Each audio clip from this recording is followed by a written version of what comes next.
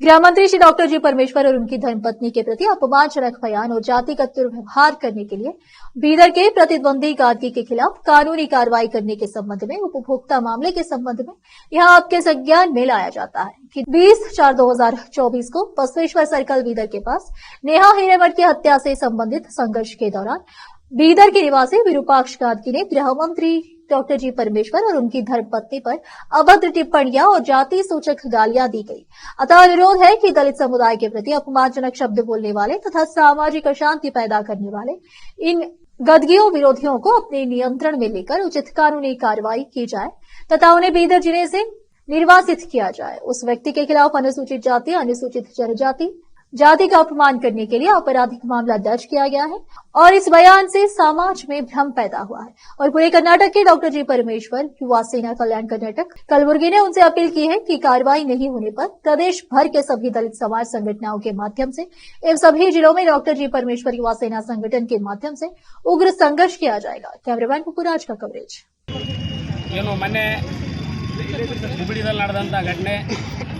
ಅದು ಕೂಡ ನಾವು ಆ ಘಟನೆ ಆದಂಥ ಏನು ನ್ಯಾಯ ಘಟನೆಯನ್ನು ನಾವು ಕೂಡ ಖಂಡಿಸ್ತೀವಿ. ಆದರೆ ಆ ಒಂದು ಕೊಲೆ ಕೇಸಿನ ಮೇಲೆ ರಾಜಕೀಯ ಮಾಡ್ತಾ ಇದ್ದಾರೆ ಬೀದರ್ ಜಿಲ್ಲೆಯಲ್ಲಿ. ಏನು ವಿರೂಪಾಕ್ಷ ಗಾರ್ಗಿ ಅಂತ ನಾಲ್ಕು ಒಬ್ಬವ ಅವನು ಎಲ್ಲಿಂದ ಬೆಳೆದಾನ, ಹ್ಯಾಂಗೆ ಬೆಳೆದಾನ ಅಂತೇಳಿ ಪहिले ಅವ್ರ ಅವ್ವ ಅಪ್ಪ ಕೇಳ್ಕೋಬೇಕು. ಅವನ ಕುಟುಂಬದ ಬಗ್ಗೆ ನಾವು ಮಾತಾಡಿದ್ರೆ ಭಾಳ ನೀಚು ನಾವು ಹಾಕ್ತೀವಿ. ಅವನ ಕುಟುಂಬದ ಬಗ್ಗೆದಾಗ ನಾವು ಮಾತಾಡೋಕೆ ಹೋದೆವಂತಂದರೆ ರೋಡಿಗೆ ಬರ್ತಾನೆ ಅವನು. ಇವತ್ತೇನು ಒಬ್ಬ ಹೋಮ್ ಮಿನಿಸ್ಟ್ರು, ಕರ್ನಾಟಕ ರಾಜ್ಯದ ಒಬ್ಬ ಹೋಮ್ ಮಿನಿಸ್ಟ್ರು, ಅವರು ಹೋಮ್ ಮಿನಿಸ್ಟ್ರ್ ಬಗ್ಗೆದಾಗ ಮಾತಾಡ್ತಾ ಸಂದರ್ಭದಲ್ಲಿ ಏನೇನು ಮಾತಾಡ್ತಾನೆ ಅವನು. ಖಂಡನೆ ಮಾಡೋದು ಬೇರೆ, ಹೋರಾಟದಲ್ಲಿ ಯಾರೋ ಒಬ್ಬರು ಹೋರಾಟದಲ್ಲಿ ಭಾಗವಹಿಸಿ ಮಾತಾಡೋದು ಬೇರೆ. ಯಾರ್ಯಾರೋ ಹೋರಾಟದಲ್ರಿ ಭಾಳ ಒಬ್ಬ MLA ಆಗೋಯ್ತಿದ್ದನು ಅದರಲ್ಲಿ. ನಮ್ಮ ಯಾರು ಶಿವಶರಣಪ್ಪ ಅಲ್ಲಿ ಹಿರಿಯ ಇದ್ದಾನ ಸಮಾಜದಲ್ಲಿ ನಿಂತು ನೋಡ್ತಾ ಇದ್ದಾನವ. ಏನೇನೋ ಮಾತಾಡತ್ತಾರ ಪಾರಗ ರೊಕ್ಕಸ್ರೆ ನಿಂದ್ರಪ್ಪ ಏನು ಮಾತಾಡ್ತೆ ಅಂತ ಒಂದು ಹೇಳೋಕ್ಕಾಗಿಲ್ಲ ಅಂದ್ರೆ ಎಂಥ ಯೋಗ್ಯತೆ ಇಲ್ದಾರ ಅದ್ರ ಹೋರಾಟದಲ್ಲಿ ನೋಡಿದಾಗ ಅದು ಹೆಂಗೆ ನೀವು ಖಂಡನೆ ಮಾಡ್ತೀರಿ? ನಾವು ಕೂಡ ಖಂಡನೆ ಮಾಡ್ತೀವಿ. ಈ ಥರ ಒಂದು ನೀಚ್ ಮಾಡೋ ಅಂಥ ಕೆಲಸಕ್ಕೆ ಇದೇನು ಮಾಡ್ತಾ ಇದ್ದಾರ, ಅದಕ್ಕೆ ಅದು ನಿಜವಾಗ್ಲೂ ಏನದಂದ್ರೆ ಭಾಳ ಒಂದು ನಮ್ಮ ಬಸವಣ್ಣವರವರಿಗೆ ಒಂದು ಅಪಮಾನ ಮಾಡೋ ಅಂಥ ಸ್ಥಳದಲ್ಲಿ ಸ್ಟ್ಯಾಚ್ಯೂದಲ್ಲಿ ಬಂದು ಏನು ಭಾಷಣ ಮಾಡ್ತಾ ಇದ್ದಾರ. ಎಲ್ಲಿ ಯಾವ ಪ್ಲೇಸ್ ಮೇನಂತ ನಾವು ಭಾಷಣ ಮಾಡತ್ತಿದ್ದೀವಪ್ಪ, ಯೋಗ್ಯತೆಯಲ್ಲೇ ಭಾಷಣ ಮಾಡಿದ್ರೆ ತಪ್ಪಾಗ್ತದೆ.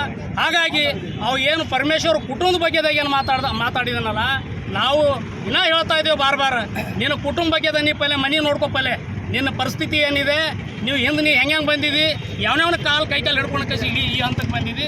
ಇವತ್ತು ಪತ್ರಕರ್ತಿದ್ದು ನೀವು ಒಬ್ಬ ಪತ್ರಕರ್ತ, ಮಾಧ್ಯಮದವ್ರು ಯಾರು ಎಲ್ಲೂ ಮಾತಾಡೋಕ್ಕಾಗಿಲ್ಲ. ಪತ್ರಕರ್ತನ ಒಬ್ಬನ ಗುಣ ಹೆಂಗಿರ್ತಾವೆ, ಸಂಪಾದಕರಂದರೆ ಹೆಂಗಿರ್ತಾವೆ ಗುಣಗಳು. ಮತ್ತೇನೋ ಅಧ್ಯಕ್ಷ ಆಗ್ಲಕ್ಕ ಆಗಿದನೋ ಏನೋ ಅದು ಡೂಪ್ಲಿಕೇಟ್ ಬಹುಶಃ ಎಲ್ಲ ಡೂಪ್ಲಿಕೇಟ್ ಇವನೇ ಮಾಡವ. ಇವತ್ತು ಕರ್ನಾಟಕ ರಾಜ್ಯದ ಒಬ್ಬ ಹೋಮ್ ಮಿನಿಸ್ಟ್ರು, ಮಾಜಿ ಉಪಮುಖ್ಯಮಂತ್ರಿಗಳಾಗಿನವ್ರು ಅವರೆಲ್ಲ ಅವ್ರ ಬಗ್ಗೆದಾಗ ಮಾತಾಡ್ತಪ್ಪ ನೀನು. ಏನು ಮಾತಾಡಿದಾರ ಅವರು? ಆ ವಿದ್ಯಾರ್ಥಿನಿ ಬಗ್ಗೆದಾಗ ಏನು ಮಾತಾಡಿದಾರ? ಇಡೀ ಹುಬ್ಳಿ ಜನರಿಗೆ ಗುರ್ತಿದೆ ಏನಾಗಿದೆ ಏನಿಲ್ಲ ಅನ್ನೋದ್ರ ಬಗ್ಗೆದಾಗ. ನೀವು ಒಬ್ಬ ಇಲ್ಲಿ ಬೀದರ್ದಾಗ ನಿಂತು ಮಾತಾಡ್ದಾರ ಆಗ್ತದ? ನಿನ್ನಪ್ಪಲೆ ನಮಗೆ ಮಾತಾಡೋಕೆ ಬರಲ್ಲ ಅಂತ ತಿಳ್ಕೊಂಡಿದ್ದೆ ಮಗನ ನೀನು. ನೀ ಎಲ್ಲಿಂದ ಯಾವನ ಅನ್ನ ತಿಂದು ಎಲ್ಲಿಂದ ಏನೇನಾಗಿದೆ ಅಂತ ಹೇಳಕ್ಕೆ ಬರಲ್ಲ. ಮತ್ತು ನೀ ಎಲ್ಲ ನಮ್ಮ ನಾವು ಹೋರಾಟ ಮಾಡೋ ಸಂದರ್ಭದಲ್ಲಿ ಮತ್ತು ನಿನಗೆ ಯಾವ ಹೇಳೋದನಪ್ಪ ಕ್ಷಮೆ ಕೋರ್ಲಕ್ಕೆ, ನಿನಗೂ ಹೋಮ್ ಮಿನಿಸ್ಟ್ರ್ ಕೇಳೋದು ನೀನು ಕ್ಷಮೆ ಕೋರ್ಬೇಕಂತೇಳಿ. ಇವು ಡಂಬೂರಾಟ ಮಾಡೋಕ್ಕೆ ಹೋಗ್ಬಾರ್ದು. ನಾವು ಹೇಳ್ತಾ ಇದ್ದೀವಿ. ಅವರೆಲ್ಲ ಏನು ಹೋರಾಟ ಮಾಡಿದಾರೆ ಮೊನ್ನೆ 20 ತಾರೀಕು ಅವ್ರದ್ದೆಲ್ಲ ಒಬ್ಬೊಬ್ಬನ ಹಿಸ್ಟ್ರಿ ನೋಡಿದ್ರೆ ತೆಗೆದು ನೋಡು ಕಿಲ್ಲ ಕುಂತೇವ ಅಂತಂದ್ರೆ ಅವ್ರು ಪೂರ ಏನದಂದ್ರೆ ಸಮಾಜ ಮುಂದೆ ಏನದಂದ್ರೆ ತಲೆಭಾಗ ಅಂತ ಕೆಲಸಗಳವ. ಅಂಥ ಕೆಲಸವನ್ನು ನಾವು ಎಲ್ಲೂ ಮಾಡೋಕ್ಕೆ ಹೋಗಿಲ್ಲ. ಹಾಗಾಗಿ ಏನೋ ಆವೇಶದಾಗ ಏನೇನೋ ಮಾತಾಡಿ ಕ್ಷಮೆ